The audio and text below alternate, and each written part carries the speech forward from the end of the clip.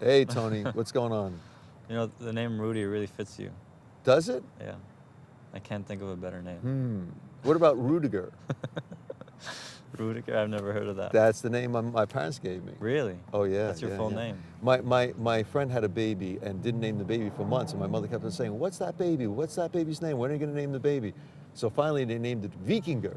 And my mom said, "Vikinger? What kind of a name is that? How are they going to treat him at school? Vikinger?" I said, "Mom, some people name their children Rudiger." She said, "That's different." What's your background, Rudy? I was born in Belgium, which has a big influence on me because the family came here, didn't speak English. And so the beginning of my life is more like what life I would imagine would have been if we stayed in Belgium. And then there's a whole process. All my younger siblings are more American, I think, than they are Belgian. But the combination of the two is very interesting. How did you hear about Met4?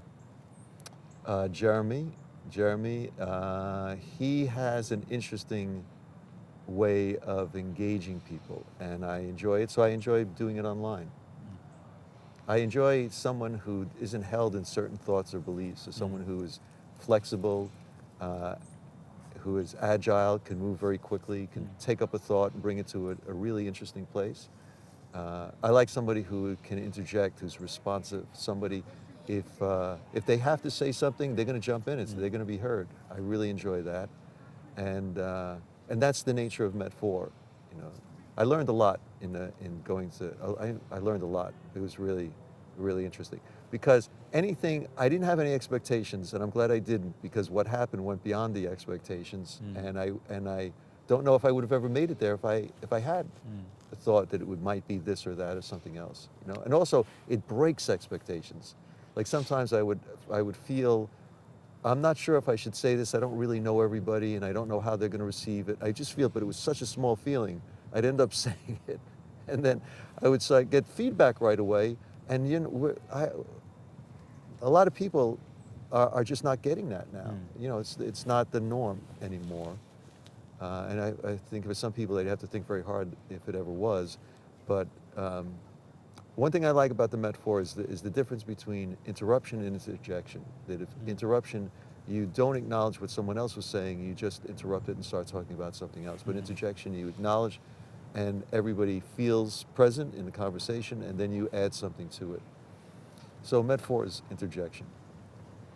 Well, you mentioned you learned some things. What are some things that you learned?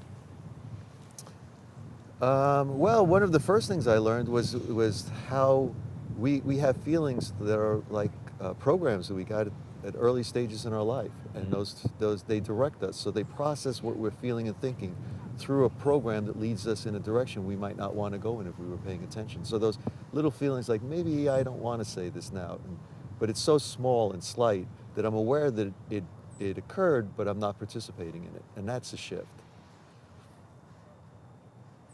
And I'm used to, saying whatever comes into my head because I work with kids, and that's what we do. You know, kids interject all the time. I don't want to talk about that. Let's not do that. Come on, let's do something else until everybody goes, yeah, and everybody goes, yeah, right? And then everything changes. You know, Met4 is a lot like my experiences with kids in the gym and parents too. It works both ways. You know, you have very intelligent children and very intelligent adults. We all communicate in the same way. I think we can all learn something from children, right? It is the nature of a good life that life when you begin it, it is all excitement, everything. What's that? How does that work? And it's all, and you have people who answer all your questions. And as you get a little bit older, you have people who are more interested in what they can do to you or take from you. And when you get wrapped up in that, there's a lot of stress, a lot of difficulties. But when you spend a little time with children, it brings all that back to you. So the adults need children to keep them from becoming dysfunctional, and children need adults to help maintain their integrity so that they don't become dysfunctional. If a person does not have an ongoing relationships with people of all different ages, they got a hard life. You start living less and less and less. You sink more into an illusion, and a lot of people end up delusional from that process. It's really a rough process. It's a rough pattern to break. It's really, really, really rough. People say, "Oh, kids don't like me." That's not. You don't have to do anything to be liked by a child. You just have to completely relax yourself and just observe them, and they'll interact with you. And once you interact, you'll share a good feeling, and then just keep following that good feeling. You'll know what to do. It's not a complicated thing. It's like what I was talking about Met4. It releases you from the things that were holding you back. You just feel it. You just feel it let go. How were you first, like, how was Met4 described to you at first? I don't think it was. You just jumped right into it. Yeah, I don't think it was described to me. Um, Jeremy told me he was doing a project, and when he invited me in, I did it, and it was a continuing good experience. So it was more of your connection with Jeremy that made you fully open to interacting Yep, in the event. yep. Yeah, I would say what Met4 would be, if I was introducing it to someone else, I would say we have a lot of experiences that we've become acclimated to, and others are our distraction, stress relieving, entertainment experiences. And you need a few experiences just to feel your presence, to feel that you're getting stronger, you're getting smarter, to feel that in the company of other people, like you're all participating in something that's making you aware that you have a lot more choices than you thought you did. Because if you live too much in the commercial world, people are trying to get you to believe that they know what the best choice is for you to make. And this product is better than all other products, and this product will bring something in your life that you've always wanted. And that's not what life is about. So you need some relief from that. And my experience with Met4 is it gives you some relief from that. Gives you a time to feel your own presence without distraction. You know, I would say some people do it by bungeeing off of a bridge. Some Right. people by skydiving, and those are all practical and good experiences to have. There's got to be an experience that is more accessible, more like everyday life. You know, not something so extravagant that you either commit to it because you have that adventurous spirit, or you commit to it because you want to change your life. But there are, you know, Met4 is more like what your life is like when you just connect better with yourself, and that good connection helps you connect better with other people. So it's a sort of skydiving, but a more practical skydiving.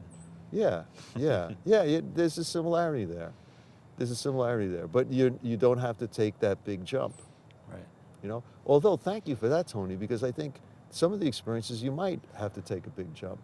You might. I mean, when you have to let go of something that's so familiar and comfortable to you, and you have to then feel different, perceive different, you have to accept that life might be different than you thought it was or wanted it to be.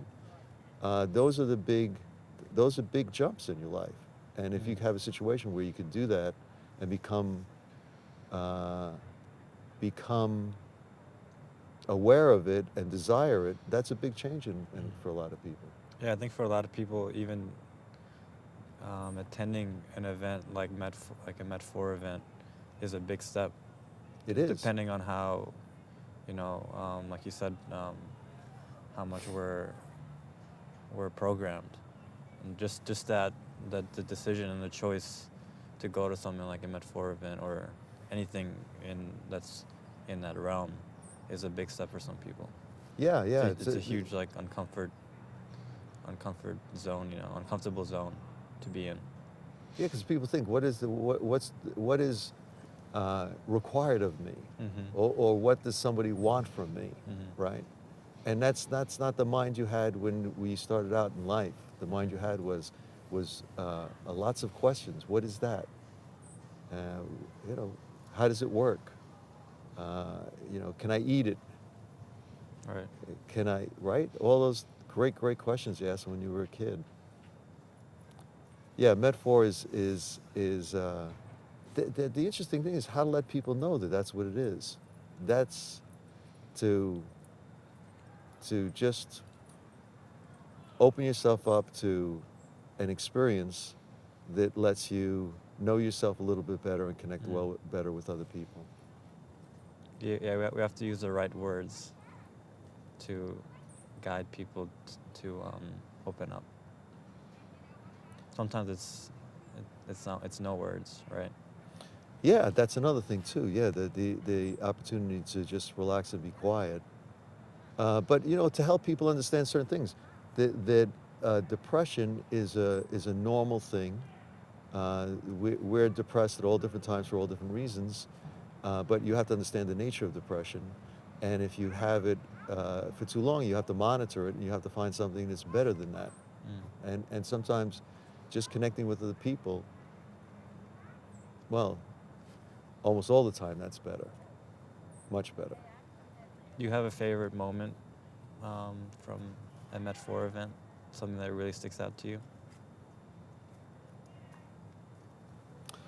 We had an event where we just listened to music, and some of the music I just don't understand at all. And there's a feeling of wanting to not alter someone else's experience. You know, I mean, there's a lot of different feelings you might have there. You might have the feeling of being polite and going along with it, uh, not being honest about what you're experiencing because you want to be part of the group, because you want to be accepted or liked by the group, and they like this so much. If you don't like it, that makes you unusual or an outsider, right? Wanting to like it just so that it's okay, it's okay. Oh, but we're unmasked. We're unmasked, so you should be aware of that. We're, but it's nice to see you. Um, but we're done. Okay, okay, I could do that. So all those issues come up, but the experience that I talked about earlier in Met4 is, you just have to feel it, understand it, and then express yourself honestly. Uh, and then you know how to talk. Then you know how to cover all of that. You're not going to make anybody uncomfortable about it. In fact, I think the best thing is just to ask a lot of questions and help people understand their experience deeper and better. And when they understand it better, then you're participating in that. It's much better to participate in that place where you feel something for each other, so you don't have to focus on music or something other than that. The music is just a way of getting to know yourself better and making connection with somebody, right? So thank you for asking me for that. That was a, that's Met4. That's what it's about. Just coming to a deeper understanding.